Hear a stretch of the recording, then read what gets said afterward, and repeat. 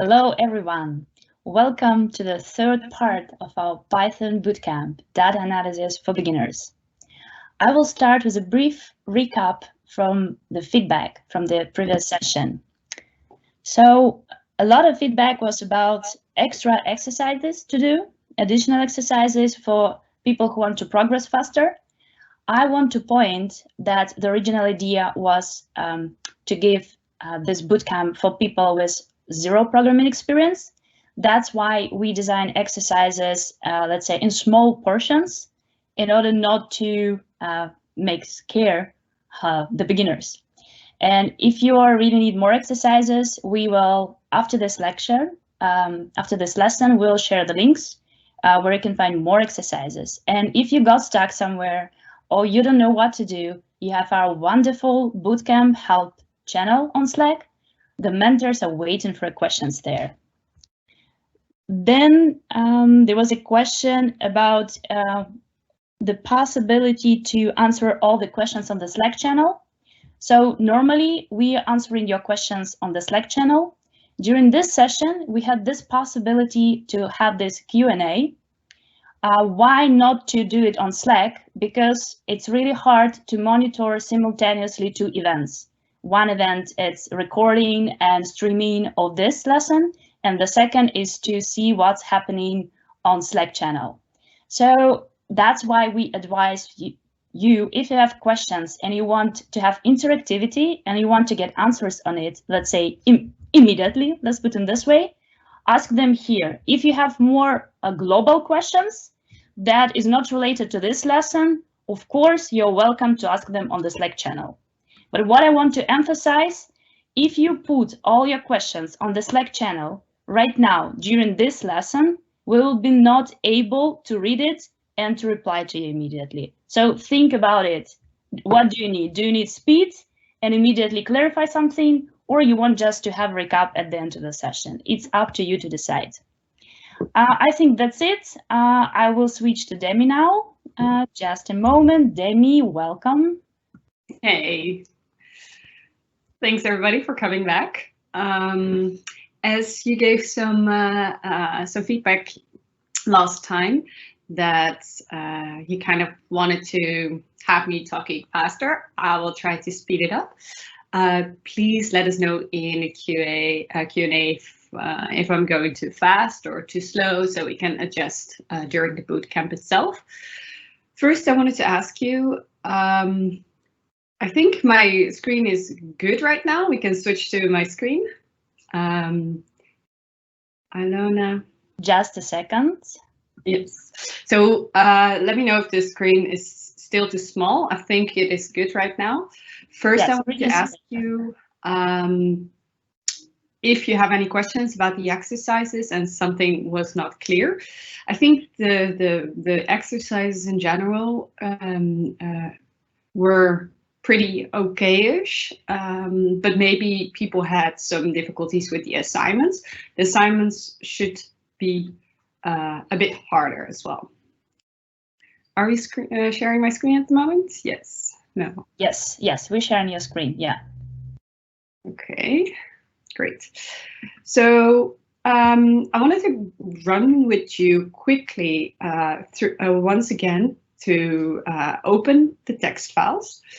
And give you a brief explanation about the assignment, what was important and what is good for you to understand. So once again, if we are reading in files, it doesn't really matter what kind of files, the Excel file or a CSV file or a text file, we always want to do two things. So we want to open the file and we want to read the file. That's why we have with open in our lives, and with open, always make sure that your Python program is closing the file again. So if you're out of the loop, so basically if you're out of this part, so you start here again, then the file will be closed again. So sometimes, why is this important? Because if files are keeping open on your computer, your program can run indefinitely, for example, and this will cause issues. That's why they found out with open, which is really nice. Eventually, if you go further with programming, this is actually making sure that you use the finally statement. So once you get into programming a bit more, you can execute your code dependently on try this, then that, finally close. With open is exactly doing finally close for you already if you're going out of the loop. So we're opening the file with R from read, and what I wanted to show you as well is the documentation around this. So maybe you Googled it already, but if you go with Open Python, you will see here my first opening, but I go to the documentation and then try to understand this documentation. It is very important for you to be able to read the documentation from Python. So you will find here the with open statements, and here only you see that the file is going to be opened. Read is an extra argument in the function to be able to make sure that you read the file. But as you see here, it doesn't have is not necessary. So F closed, so file closed, because you're opening it as a file. You have to kind of check if it's closed or not. So this returns a Boolean, it returns true. But if you don't use with open, you only use open, then this will return false. So you can try it for yourself. Let's try it. Let me check. So for example, if we just do only open,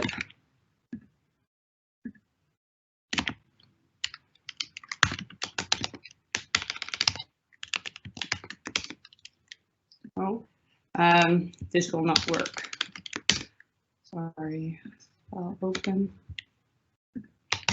Not sure if this is the correct way to do it. I'm very sorry. Yeah, I think this is actually making it confusing. But if you did, I will post a link afterwards to make it a bit more explicit, because I see that I didn't prepare this correctly. So we'll post after this why with open is very important for you to get the difference between just open a file and with open. For now, it's very important to just understand that with open is always better to use than just open. Once again, if you open the file, if you read the file is going to be a string, and the string can be split in with n, and dash n stands for new line, dash t stands for tab. So you will be able to split your data type based on what you give it as a function, as an argument for the function split. So then you can split it on in different ways. I hope it was for you all okay to do. If not, please let us know afterwards or now. Can I jump in for a second regarding this open and with open? Mm-hmm. The biggest actually difference here, somebody says performance gain, somebody says no. The biggest thing is if you don't do with open, if you just open the file, you need to close it at the end. And if you do with open, it closes it automatically. Exactly. So imagine if you're working with 3 big files, you open each file. When you open each file, it's in the memory of your script, and then it can collapse because there is no space. It will be out of memory. That's why when you do with open, it's make sure that it's automatically closed and clean all resources. It makes all resources free afterwards. Yeah, so this is, let's say, the biggest difference between that. Yeah, it's a really good example. So maybe you want to open one file, you want to do changes on it, and then after you want to open another file. with open makes sure that you close it good enough. Just keep it in mind, it's the way to go. So let's go to lesson 3. So we want to do a recap for list and loops. Well, the questions about the assignment we already did. We'll cover list comprehension, dictionaries, Pandas, and how to read in Pandas and explore your data with Pandas. Also, we'll show you a bit about missing values and how to handle those, which are going to be very important for your assignment later. First, to check list comprehensions. You already saw it in last week, and maybe you explored it already a bit in last week as well with the exercises. Just why list comprehensions? It's a very Pythonic way to go over your code. Python says it's better to be explicit than implicit, and actually simple better than hard. I think it is the mantra, but I'm not sure. The differences between list comprehensions you always use when you need a new list and when you want to do something with the list. So, for example, you want to append something to a current list. So we have list A, and we want to always add something to every word in list A. Then you actually want to create a new list. And here you see I need 3 lines of code to do that. And when I use a list comprehension, I would only use 1 line of code. The differences here is that you see 4 items in my list. That's actually what you see here. And then it is item upper, which you see here. The thing that you want to do with your list is put in front of the for loop, and it states what you want to do with that list. You can make as many nests if you want to, but this is just an example for the current one. So the difference is a few lines of code, which is actually nice. And the brackets you can see already, that makes a new list. The same you have for dict comprehensions, and for dictionaries, it's called dict comprehensions, and you will find out a bit later. So dictionaries, why is dictionaries, what are dictionaries and why is it important? Sorry. A dictionary is also a Python data type, and you will store key values in it.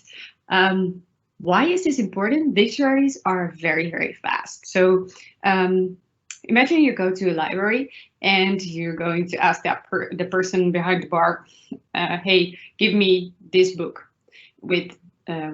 or give me the book, give me a book where the word Python is in. Then it's really nice to go through that key and then find the value with it, or the other way around. So to directly find that book instead of going through every item in the library.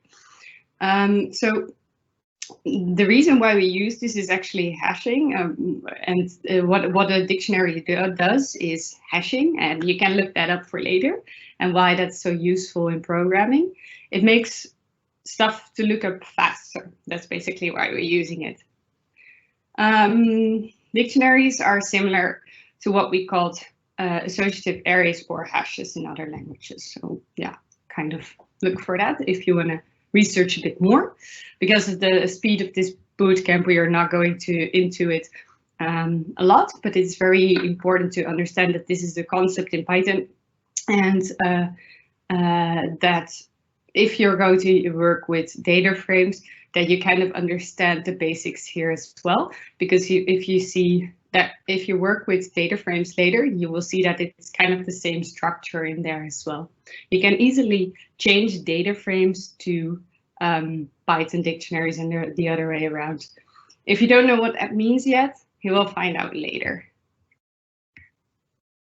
Okay, let's start with what is dictionary. A dictionary is always contains of a key and value.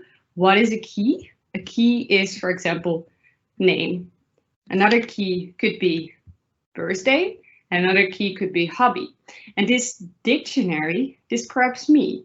So I have a name, I have a bird here, and I have a hobby. And all those keys have a value. So my name is Dami, my bird here is 1994, and my hobby is programming, for example. Keys can be basically every data type. I can make a list out of my keys. Keys should always be a string or an int, but it cannot be a list. And the values can be other the data types. So, for example, swimming. I kind of defined it incorrectly. Yeah. And it's always a nice use case actually to close your dictionary on the new line so people can see that it's a dictionary. Dictionaries are mutable. It's kind of the same as lists. They are mutable, so that means that they can be changed. They're very dynamic and you can grow them and shrink them if needed. Like with the list, you could remove and add items to the list. And you can nest them. So you can have a dictionary in a dictionary or a list in a list. Yeah, that's basically it. This is the way why lists and dictionaries are different from each other, because with dictionary, I'm looking for a key. So remember, if you go to the library, you said I'm looking for book with a title, right? So you're going online and you're going to type in that title. And then you find like a bunch of, or maybe only one value for that book. So better example is maybe one writer has written multiple books. So let's say I'm the writer and my name is Dami and I have written book A, book B, book C, and I would have a list after the key my name. So for example, writer. Writer should make a dictionary from this and say I'm the writer, and I've written book A.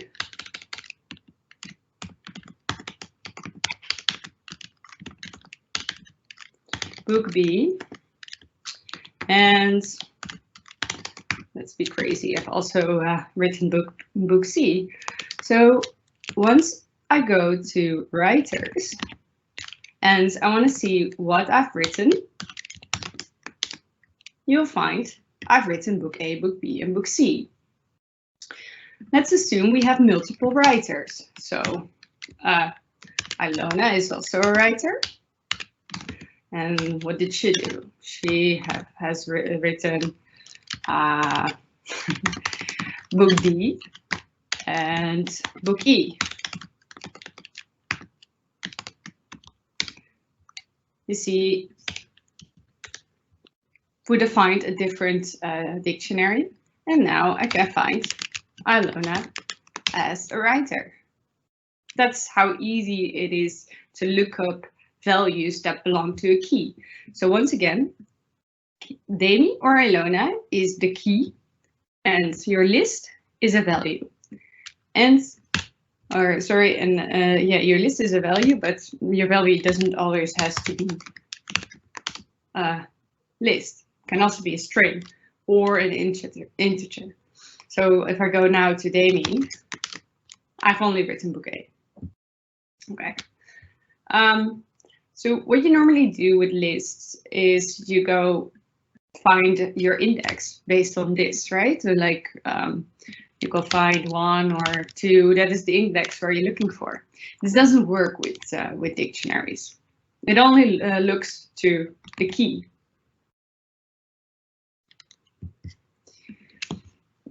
Here again, if we define, for example, writers, and we're only looking at the key, now I can find that these are the writers.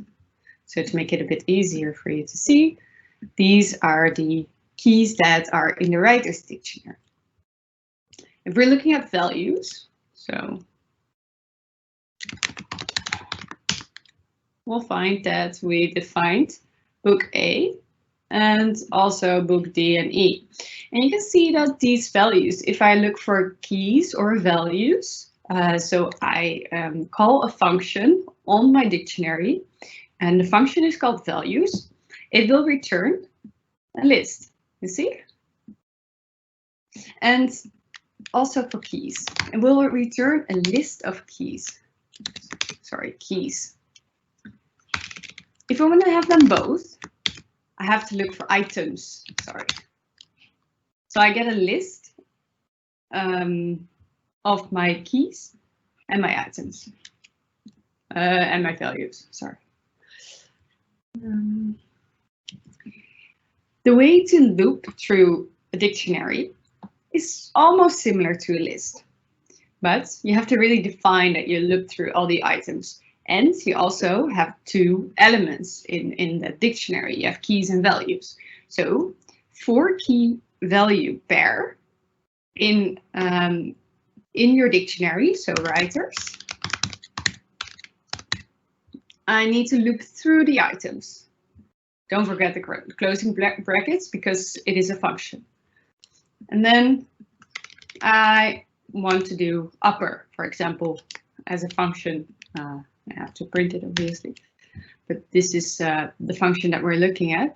So if I'm defining upper, which is a function for the key, it will turn the big values for all the keys.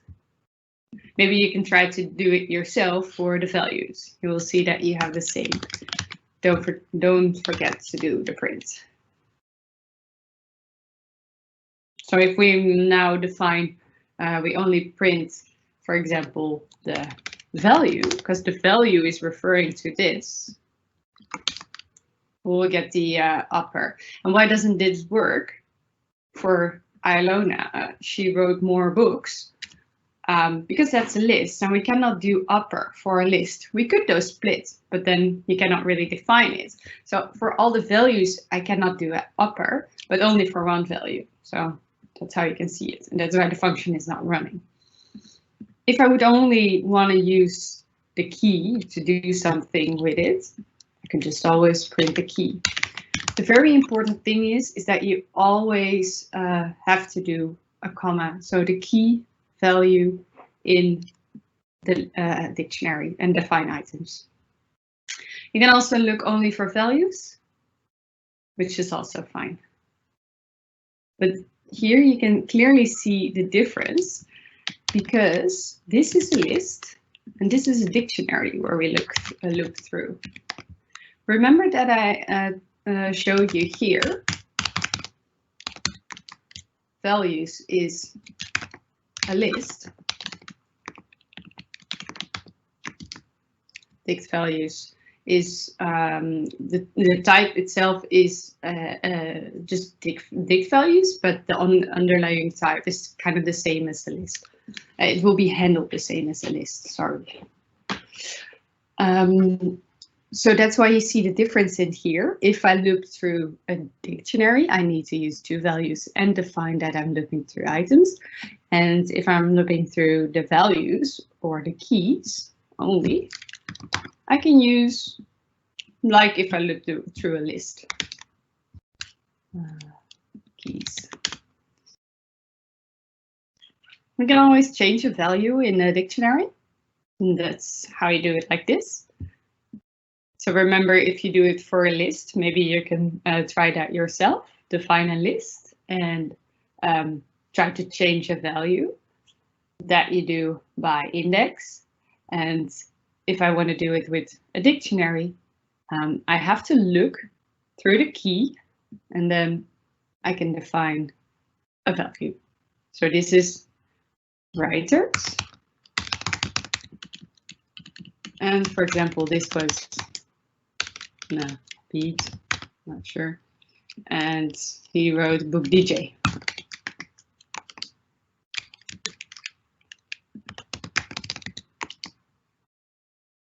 Pete is added to the dictionary. This is the way how you add a value, or sorry, add a value.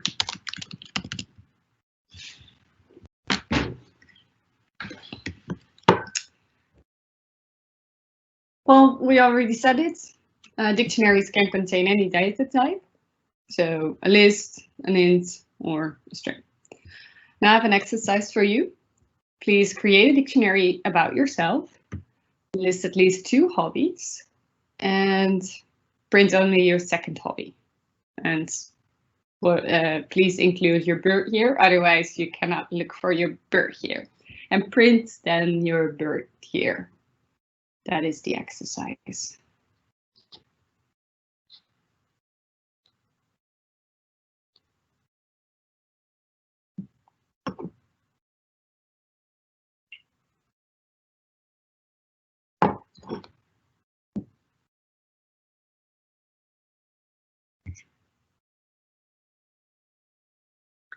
Maybe if you're fast, try to add something about yourself to your dictionary.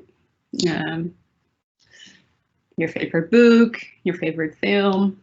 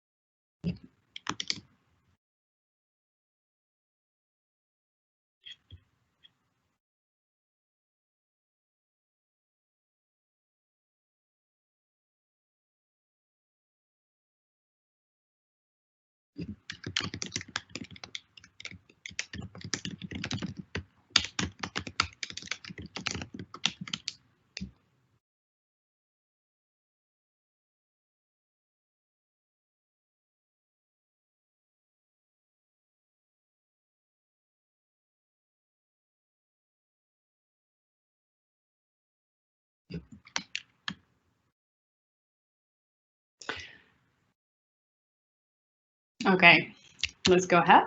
So actually, you kind of already see my dictionary here above, and I already had some hobbies. I like to drink wine, yoga, programming. And let's try to print only my second hobby. So I go to the key hobby. And now I can remember, once I have printed the key, it is the same kind of data type as a list. So how would you index a list? And this is the third. Remember, Python starts at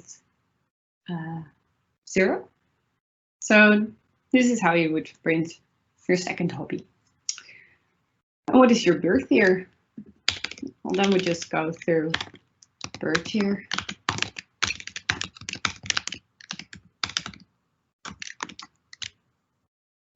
Easy as that. Look for the key. Pandas. Pandas stands for Python Data Analytics Library, and it is used a lot. If in data science, if you want to pursue a career in data science or in data analytics, it's very useful. If you're familiar with Excel or R, it will feel familiar to you. It is fast because Pandas is column-based instead of row-based, and that's why it can read very quickly. And Pandas will make sure that you create a Python object, like a class, and it will show you rows and columns, and those are called a data frame. I think we're going to the point where we install Pandas in your environment, and Alona did some additions on this, so she will tell you a bit on how to install this good in your Conda environment. Yeah, just be very quick, as Demi mentioned. So Pandas is a library that was created by people, by developers, for the data scientists mainly, or data analysts to use. That's why before, it will not work if you do import Pandas. It will not work because you don't have this library on your machine installed. That's why we need to install it. And there are a lot of ways how you can do it. For example, you can go to your terminal and just being in your environment, you can type conda install, and this will do magic for you. But if you want to do it from the Jupyter notebook, you need to do some extra stuff, because if you just say conda install, first, I forget to mention there is a sign before conda.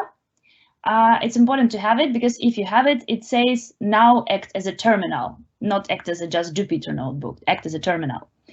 And if I just say conda install, then the chances are pretty high that I will not be able to use this library, because I need something to reload this Jupyter notebook, or to restart kernel, or if you have some Jupyter notebooks open at the same time, it can do a lot of mess.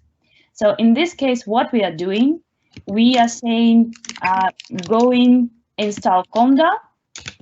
Yes, it's just to give permission to install it, that we agree to install this. And then it gives some extra information to make sure that we installing this conda pandas in the correct place, to use it immediately after the installation. And when you do it, when you run this cell, it can take some time. It can take approximately 1-2 minutes. That's why we need some time here. That's it from my side. Thanks. Yeah, and so if we would go to this exclamation mark where we just talked about, the other option would be to install it directly in your terminal, but then you have to close your current notebook.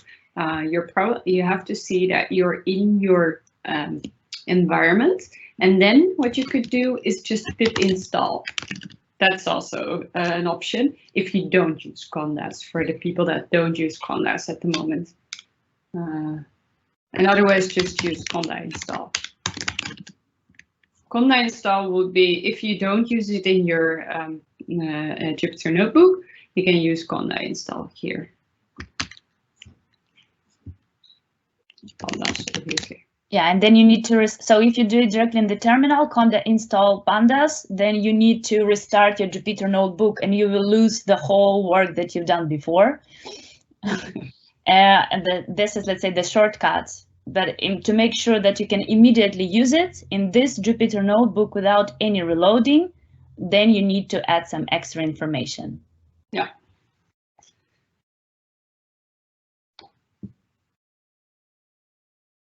Yeah, so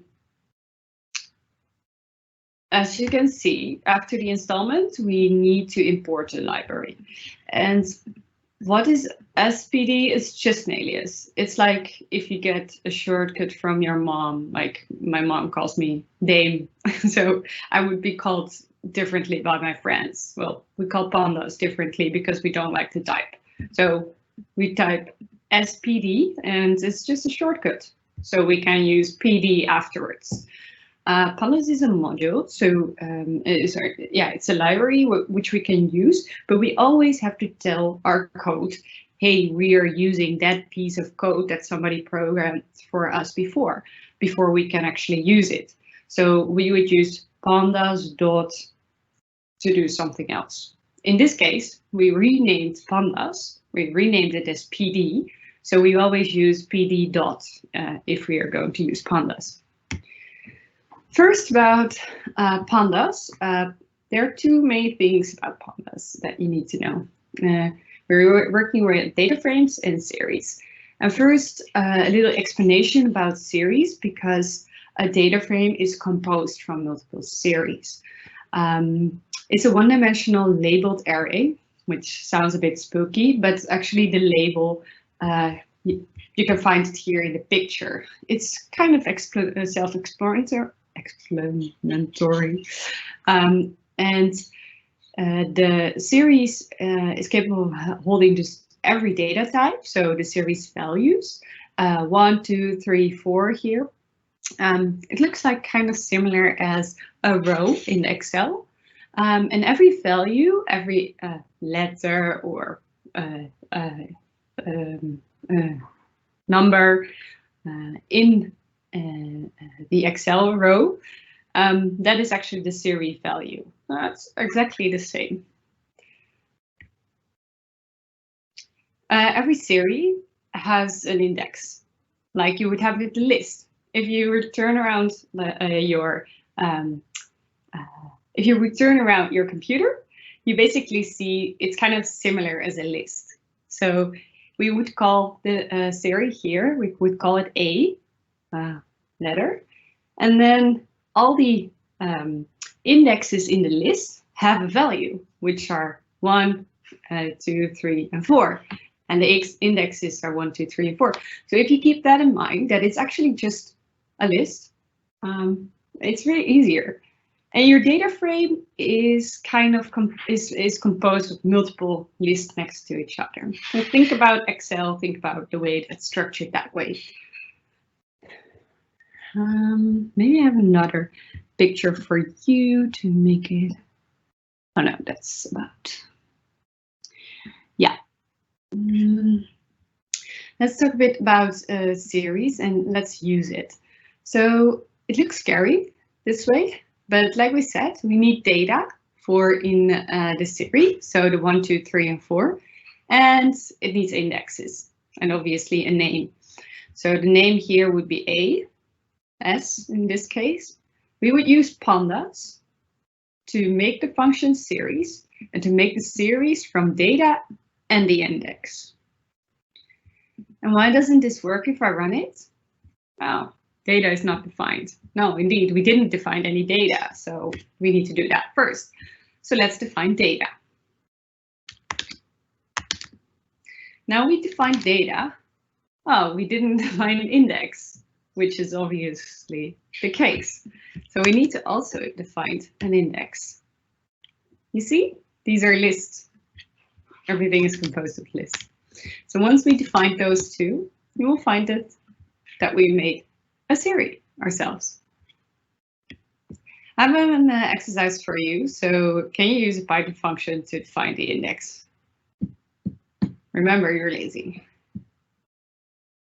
You can use maybe the range function. And actually, I'm not going to stop here for a while, but this exercise you can maybe go back afterwards because we got the feedback that we need to speed up a bit. But once you're going through the notebook yourself, do this exercise for yourself. You can use the range function for this. So to define a range, ranges are defined like this, and you can use it to create your own series. Then a data frame. A data frame is a table, and this picture is really nice to understand a data frame. So a data frame is basically nothing else than two series. Have a second to look at this picture.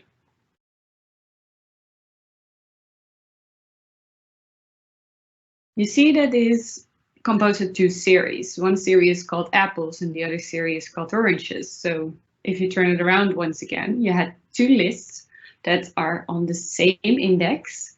Every index, so 0 is one index, 1, 2, 3, those are all indexes. But only the series, the apple series has different values than the orange series. So every column, this is a column, the apple is a column, and oranges is also a column. The column is the same as a series. It has all different values, and that together is composed is a data frame. This picture liked it a lot as well. Disclaimer: I didn't make these pictures. Just geeksforgeeks.org and Learn Data Science. There are valuable websites as well.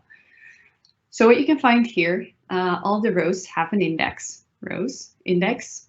You read the rows like this, and then the data frame is composed of different columns. And in every column-row combination, you have all data points. That is your data frame. Yeah.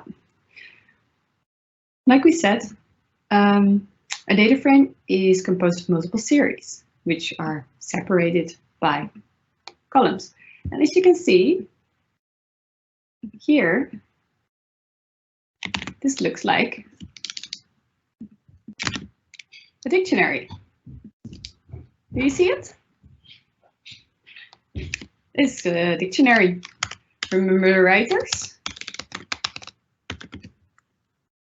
Here we put Jamie, and here we put A. It's actually the same. So if we would define, not writers, if we would define a data frame with numbers, we need to use Pandas, the function data frame, like we did with series. Use the brackets, obviously, because you're defining a function.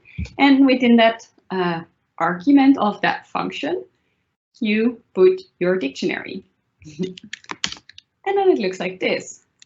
So what if we do this? A. See the columns? We changed.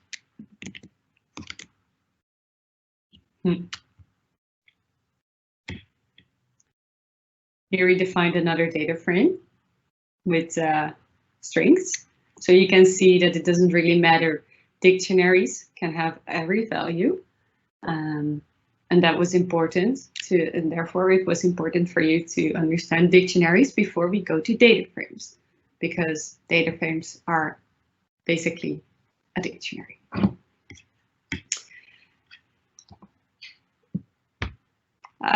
If there are any questions so far, please let me know. I think we can go for a break, right? Let's take maybe 5 minutes to get some air and yeah, get some water and we come back. Okay, let's do this. Or maybe you can make your exercise here, whatever you like. Has anybody feedback about the speed? Is it better than last time? Let us know. Then I'm going for water too.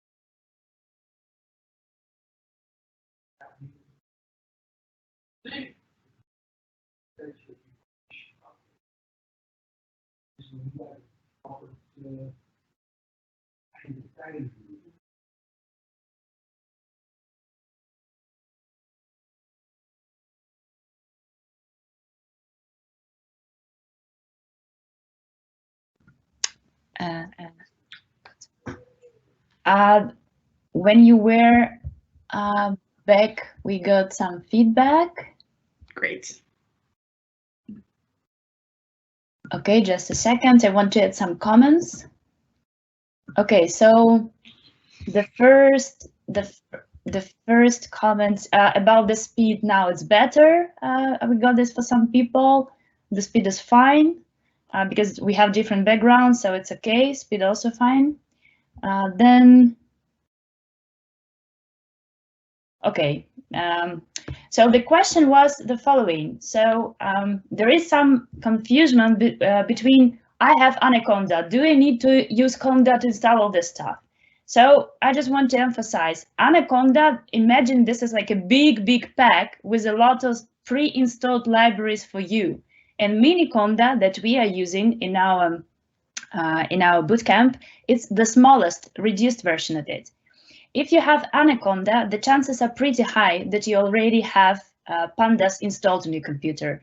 That's why you can just type in your Jupyter Notebook cell, pd./version/. I published it as an answer. So for those who have Anaconda, or you can check it, or any other option, if you do conda install pandas, and if you already have it on your machine, it will just say, so the requirements are satisfied, it's already installed. You don't need to do anything extra. And the second question was about, do I need to install pandas again and again for every project notebook? Actually, if you work with environments and pandas is there, then for this environment, you don't need to install it again. If you have different environments, maybe you need to install pandas in different environments, and think about, we can use different versions of pandas as well. But if you work with one environment, you have pandas installed, you don't need to install it again.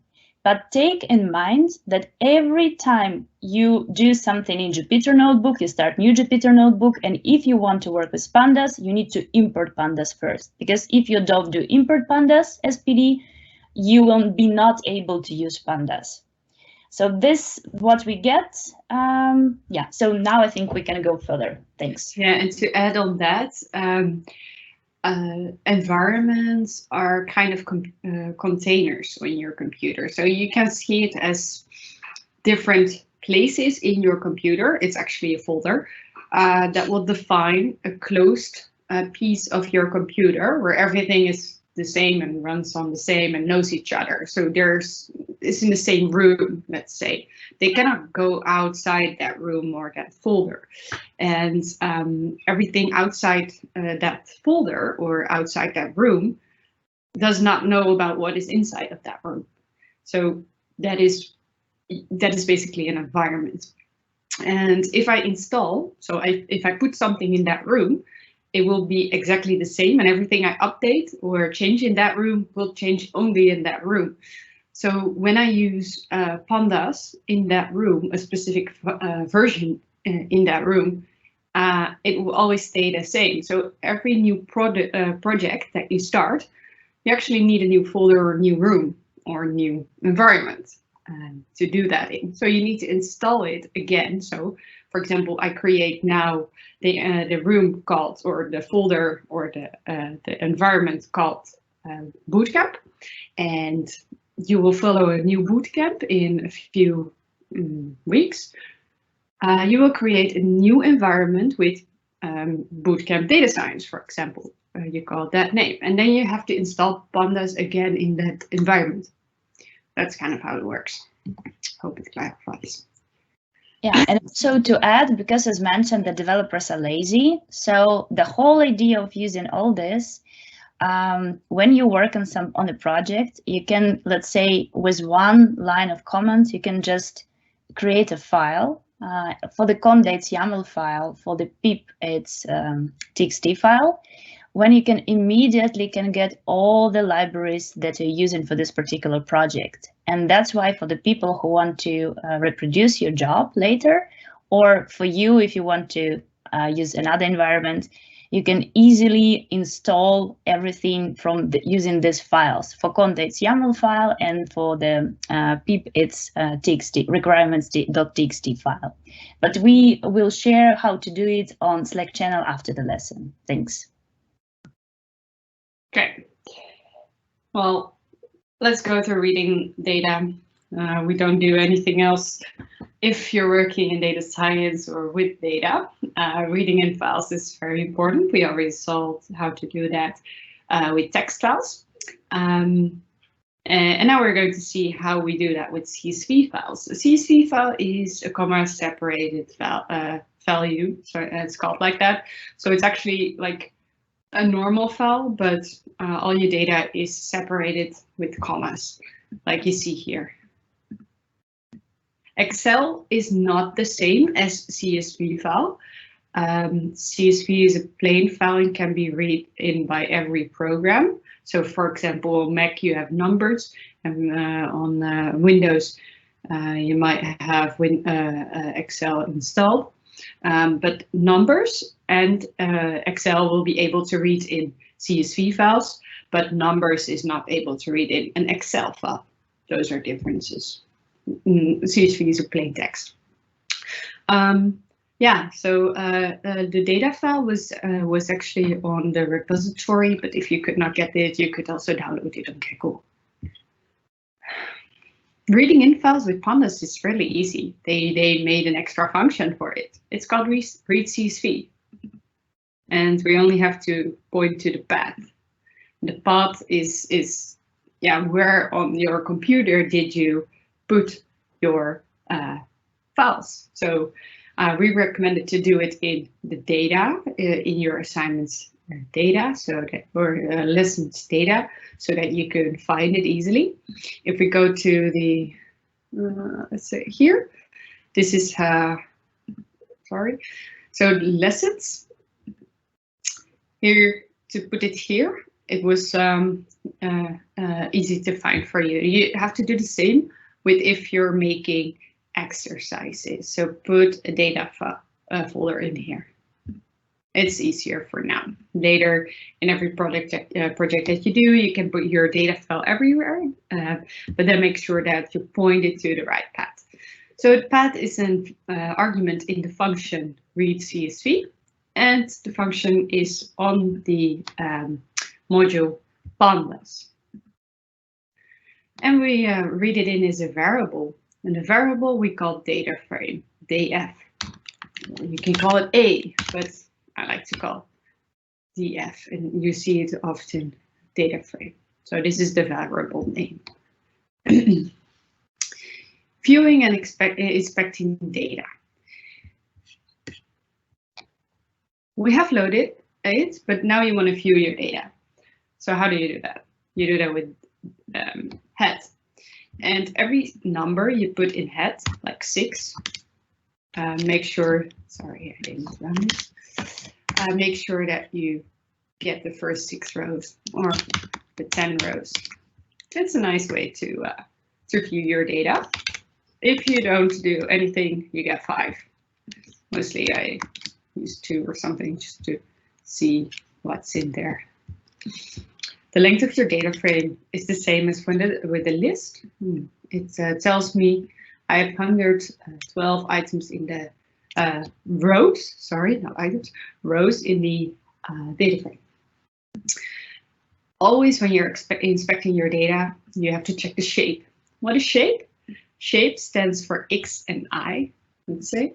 So it stands for the amount of rows times the amount of columns. That's your shape. So you can see here the columns and the rows. So we have 8 columns. If you want to inspect a bit more, you can use standard functions like info. Info tells you about the class type, so the data type of every column. Here you can see that the case ID is an int, like you find here. This is a string, provence, object, and boolean is true or false. You can find it here. Object is the same as string. What is very important is that you always look at null values. Null values tells you a lot about the accuracy of your data set. Like if people filled in your data set correctly, if you miss a lot of values. We'll see a bit later how to work with those missing values. But be aware that this is the function on how to go over how to quickly view if you miss something in your data set. So always use info. Columns is very nice. So then you can find easily the column names, which you often use. So how do I check what is the one series? How do I call one series in my data frame? I can use it by either doing a dot, so dot place ID, or I can use brackets. It's exactly the same. Why is it handy to always kind of use this? Because sometimes people tend to have in Excel spaces in between the header names. And if you have a space, the point is not working. So, for example, case ID. Sometimes you see it like this in a header, and then this point is not working. If we go back. Yeah? I have a quick question about this, about if you scroll a little bit up for a second for this, when you indicate what is a D type, the question is, why is province is object and not string? I have to be honest, the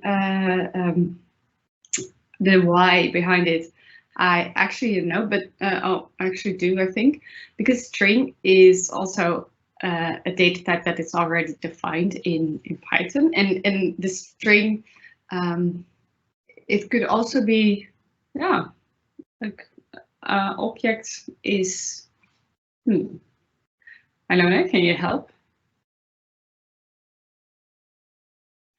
Because, yeah, I thought it was like, it's the same as a class, like a string is a class actually, so it is an object in Python, string. It's yeah, it's definitely always objects. The question is why, what is object type in Pandas? So yeah, so basically like a string is an object, and you have three types. It is an integer, so a number. A string is an object in Pandas. Yeah, the code object. Yeah, so what you will see, for example, if you will find a list in your data frame, it is also called an object. Why? Because it's a data type. It is a class, let's say. I think, and if you find a dictionary, for example, in there, it will be also an object. Yeah, and I think we can say for, let's say, for the data types that we will work with, it will be integers, in this case, integers 64, floats, float 64, yeah. Boolean, bool, true or false. Then we'll have as well datetime NS, something like this. Datetime 64 NS, it's for timestamps for the data. Mm-hmm. And for the rest of it, we say it's an object. In this case. Exactly. So what we can look at is the coronavirus. Let's say, where is the patient info? Yeah, so this one will have another data type. What is the name of this patient info? So for your own sake of trying, maybe you can, there are more data sets in the data set, so provided to you. So coronavirus data set is here. So if we would load in, for example, 2, we are able to use this again. And once again, it doesn't really matter if I do this or this. And I say df2 is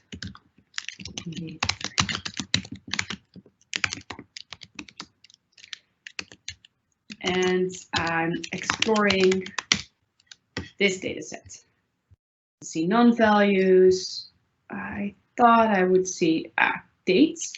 So once I do info, here you can find that we also have float. We have int, and we have so we don't have a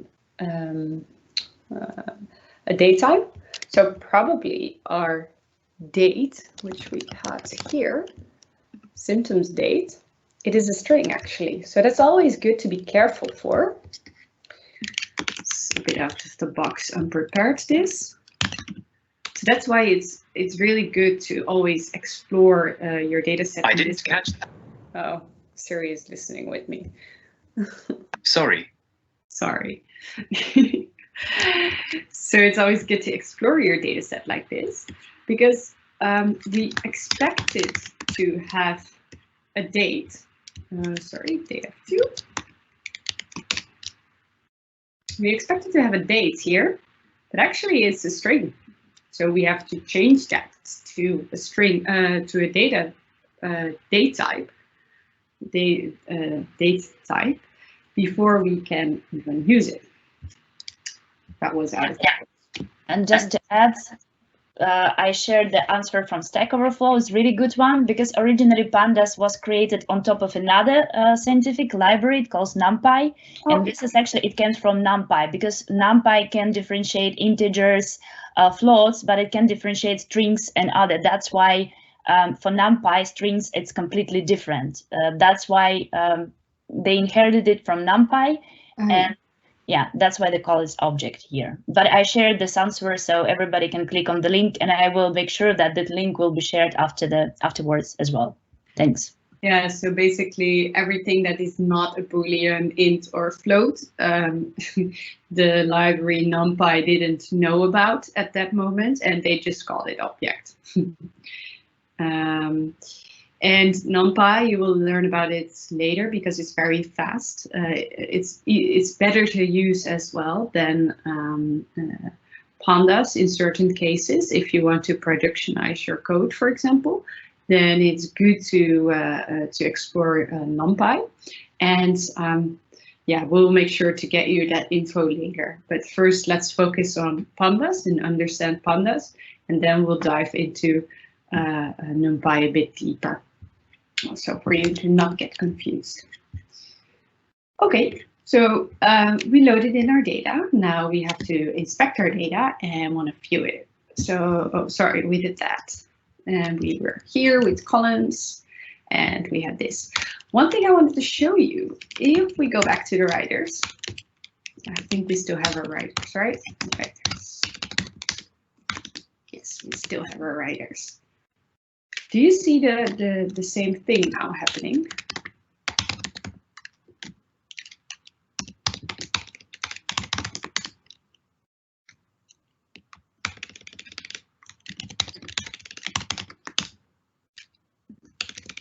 That makes the difference. This is actually the same, right? As calling your data frame column. So let's say city. I think it was city. Well, we don't have cities here. Sorry, we need to have a data frame. It's exactly the same as calling writers.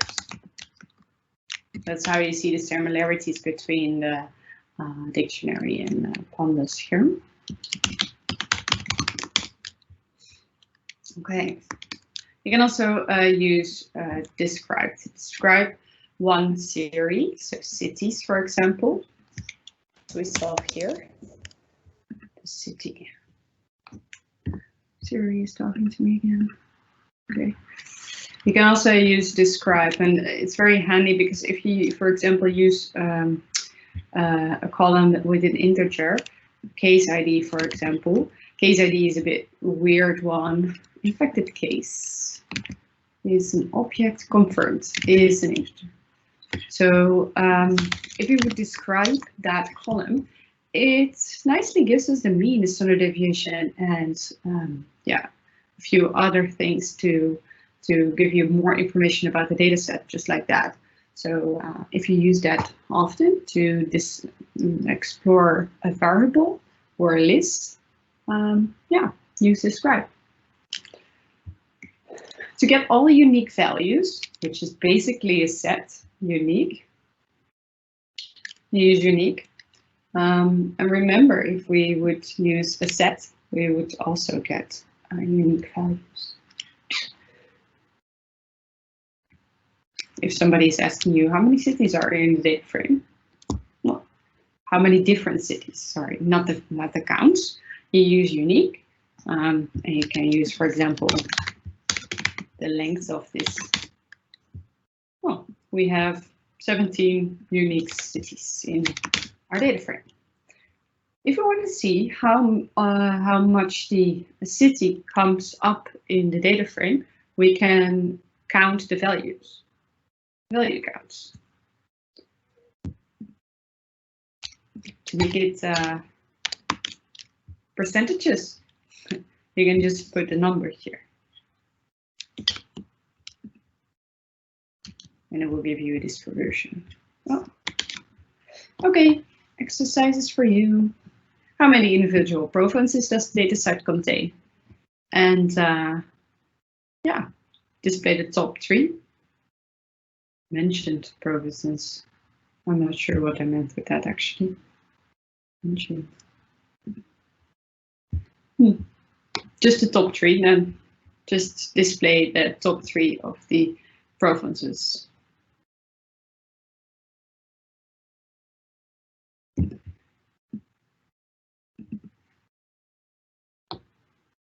I kind of already showed you a bit above. So this using of the unique. We got really interesting. Oh, sorry. We got really interesting question. If you get unique value of one column, so can you scroll back to the unique value of the column? So the question was like this: if you get unique value of one column, what will happen to other columns? What will happen to other columns? I'm not sure I get the question, because maybe you're overwriting your data frame. I'm not sure if that's where you refer to. Yeah, it's a good question. I think if you just get unique value of one column, the rest of the columns stay the same, but we can just check, right?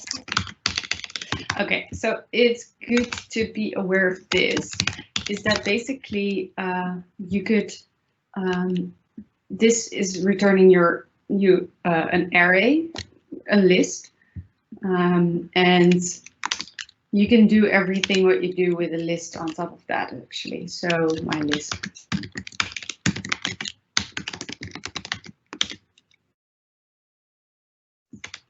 So nothing will happen with your data set unless you're overriding your variable. But we come to that later. So for example, you can do also this. Kind of the same. Oh, sorry. I don't think I answered your question, but I'm also not sure what the question is that good. So what can happen to your data frames that you overwrite it and then you lose it again? So if that happens, just go back up and re-import your data frame, and everything below will be, and execute everything below, and it will go correctly again. One quick trick for the people that don't like typing and are lazy. You can use on Mac, I'm not sure how that is on Windows. You can use your tab function to get functions for your data frame, but also if you already start typing, for example, Provence, it will show you the value. Count. Oh, sure. Yeah, so this was the solution.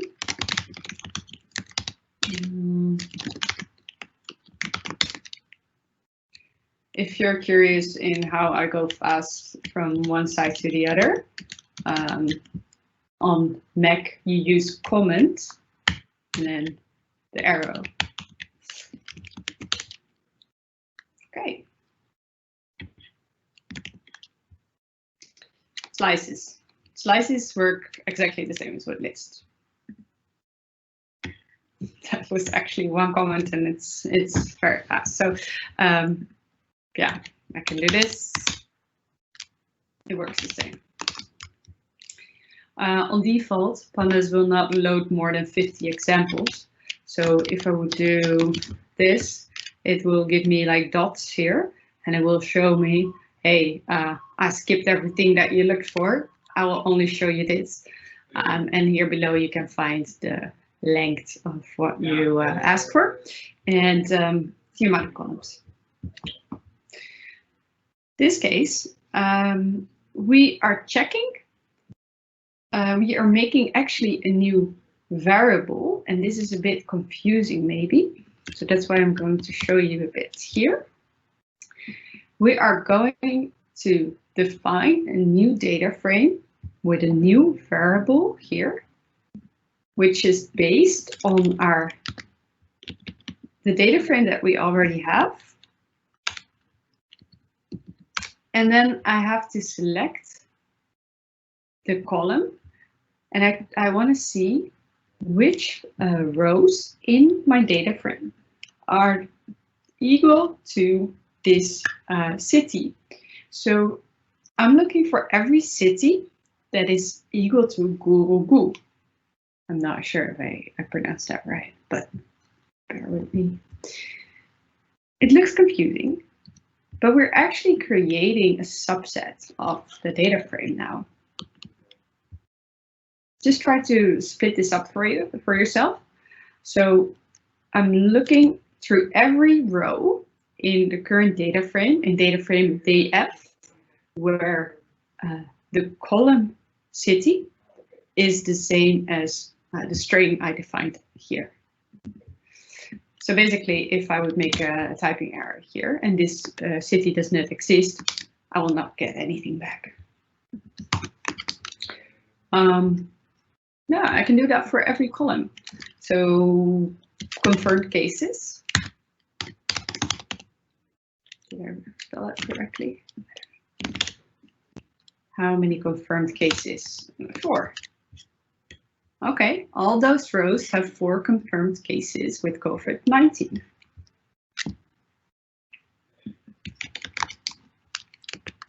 I need to define the variable and print it if I want to see it. Tab, that was tab again.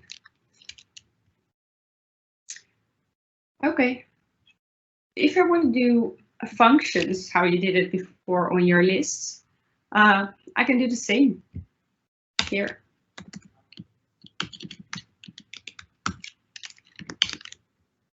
I can do max.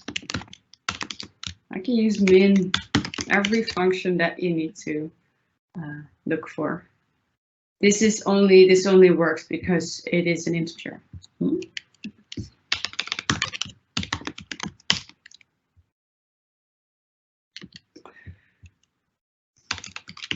Once again, this doesn't matter. Okay. Oh, sorry.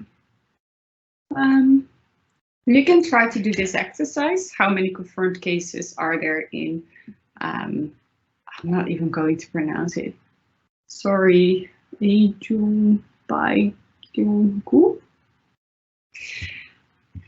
Try this.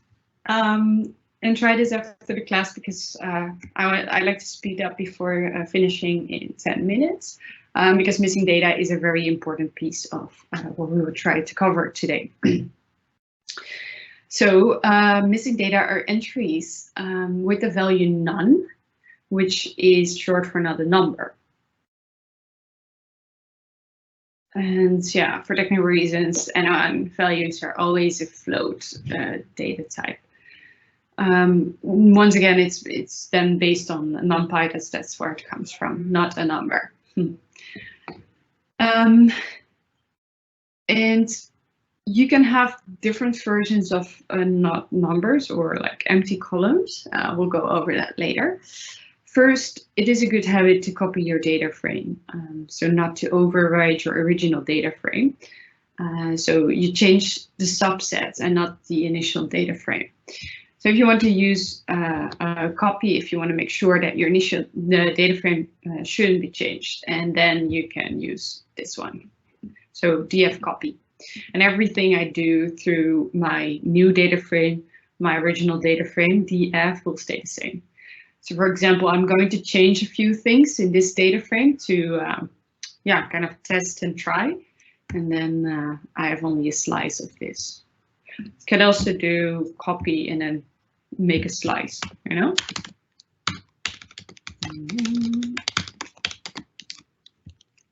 See, then only the copy will only contain like the first 10 values, which is memory efficient.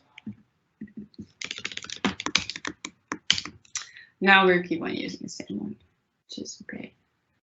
Here I see I just printed this variable, and like the nice thing about Jupyter Notebook is that you don't really have to do that, but you can.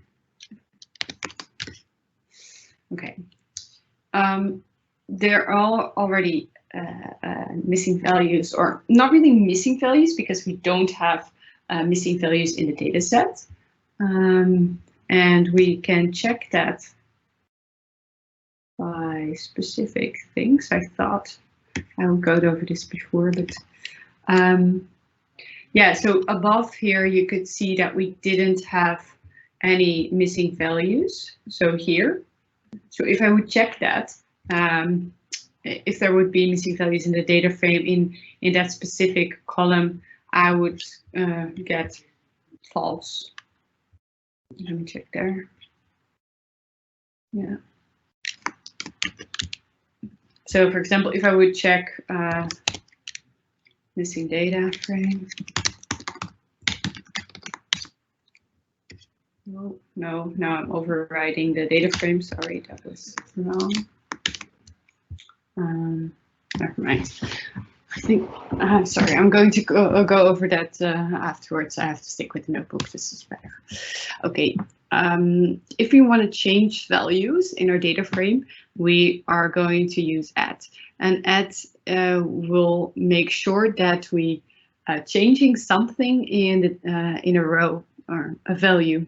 We change a value in a row combination with obviously a column.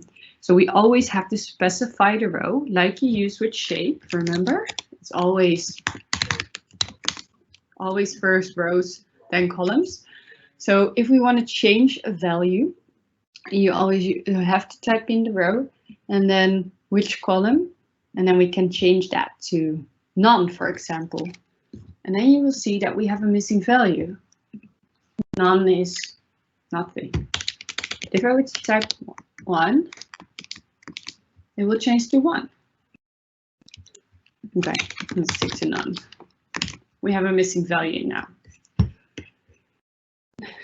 This is the way Pandas provides methods and functions that are already built in. So Pandas is null is the way to check which row in your data frame is a missing value.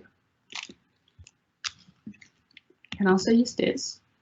So remember, so in the first data frame, we called that df. We didn't have any missing values.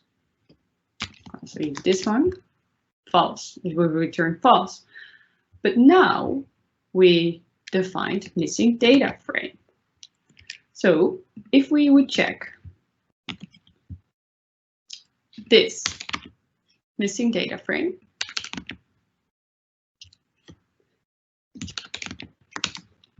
oh, sorry, let's stick to this one. Yeah, if we check this one, it says true, because we actually have a missing value. If we only use to this one, it says false, because there are no basic values. You can also see this with info. Sorry. Hey, we have 11 now. Confirmed cases is 111. We have a missing value there. Yeah. That's why it also has to use info. You can use Filner, and NA stands for filling the not number, and fill stands for fill not the fill the missing values. So fill the ones that are not numbered. And because we kind of filled, we have to fill again the confirmed cases. We can fill that in different ways. So we can fill it with a string, we can fill it with the average, we can fill it with the mean, everything.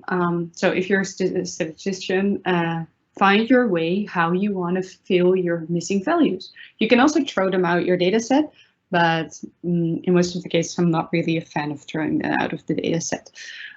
It's a really good habit to describe in your markdown what you did with the value missing numbers, because it actually will screw your data set up if you would do that falsely, or if you do it in a certain way and another data scientist or a data analyst does it in another way. So yeah, just define how you want to do it and explain what you did and why you did it. Okay. Here, in this case, we're going to fill this missing data here with, for example, the unknown. So every city will be filled with unknown. We could do that. If you want to overwrite the data frame that you have, example, data, you have to really assign that one again.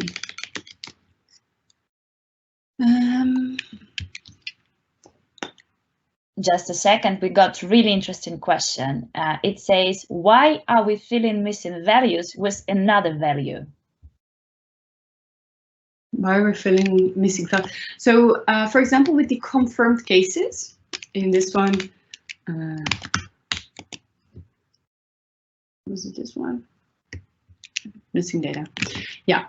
So if you miss data in your data frame, it can actually mean that somebody just forgot to type it in. So if you do research, for example, and you end up with only 100 people, maybe your N, so the sample that you took was 200, and only 100 people filled in the reason why they did something, and the other 100, they filled in their age.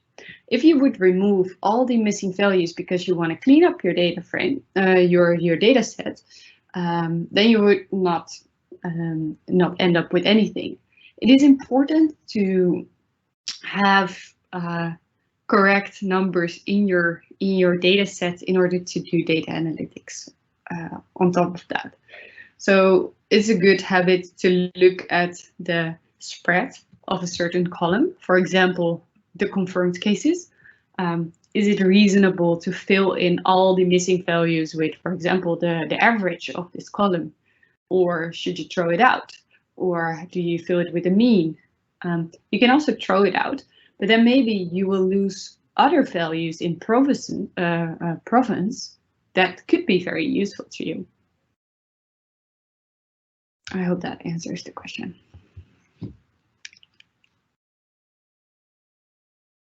Yeah, so this exercise is for you to do. Fill the missing values with the average of the confirmed cases. So what you want to do here is take the average from this column and use Filner to fill up that column. And because we have only a few minutes, I'm going to skip this one, but it's good for you to practice it. Also, you will find this back in the assignment, but if you have some time, you can do it quickly afterwards. Go through, go make this exercise. It's a very helpful one. Non-values do not have to be not a number. Sometimes they can be a space, sometimes they can be a string. like the object that you find there. So if you do info, and it will say no, like in this case 112 objects. It can also mean that it's 112 empty strings, and then you have also a problem with missing values, but you didn't see it from the .info. That's why it's always kind of important that you check your dataset really, really good. Once nice thing about checking is that you can use unique or value counts, or value counts is obviously very useful to check what kind of values there are in. This is a way how you would go around with replacing. So not filling, but actually replacing the dashes. Replace is like you could put Filner here, like we did here. Here, you could fill with unknown,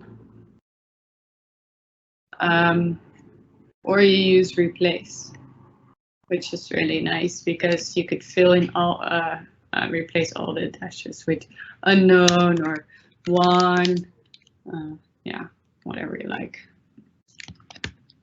And if you want to make a new column, so for example, you make changes to your column, you don't want to call it latitude, but you want to call it latitude change. And on that one, sorry, you want to make a new column with the changes.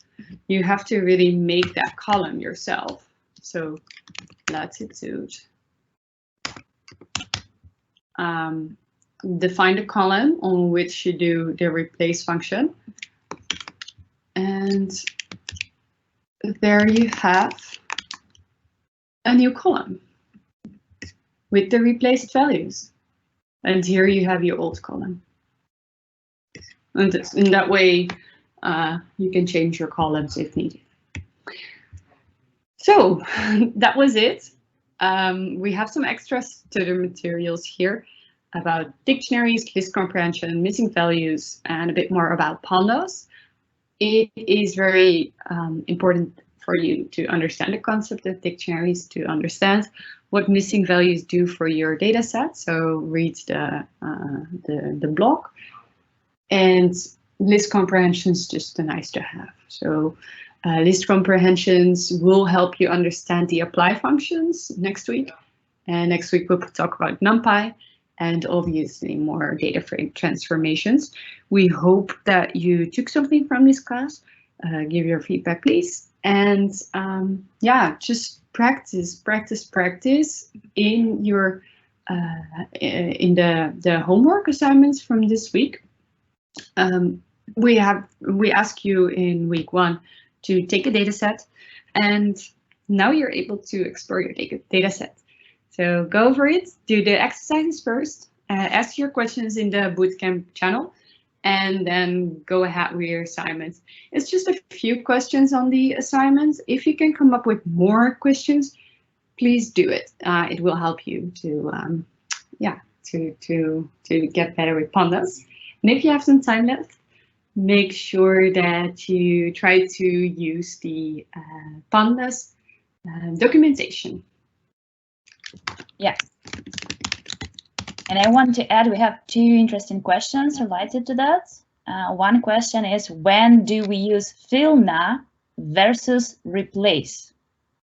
Yeah, that's a good question. So Filner you would use in the case of,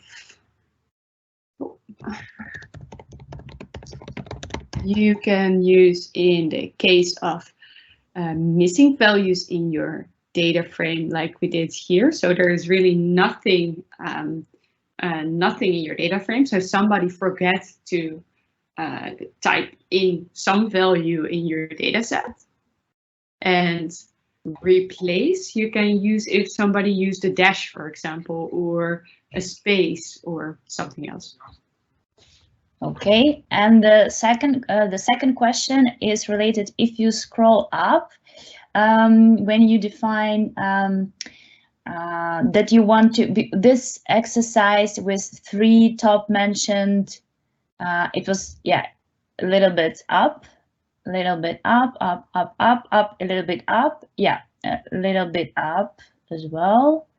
Oh no, I think it's too much. So there was actually exercise where define the data frame, then we say, so go to the CT column and pick up all values with the GUROGU in it. Or it was this. That's a weird name, yes. I can find it. Yeah, what is the question? So the question was, isn't using .log advised rather than using the data frame from data frame CT equal to GUROGU? Yeah.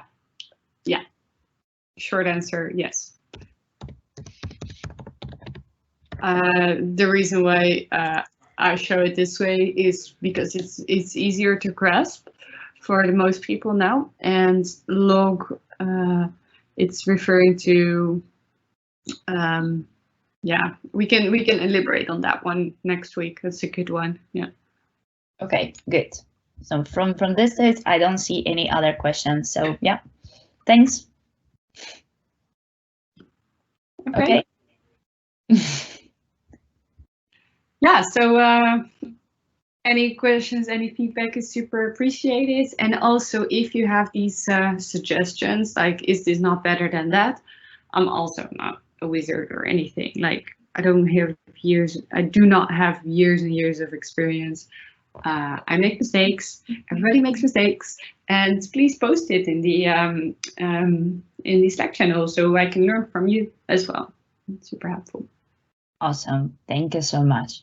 Okay, so thanks for today, and we'll continue the next week then. Bye. Bye.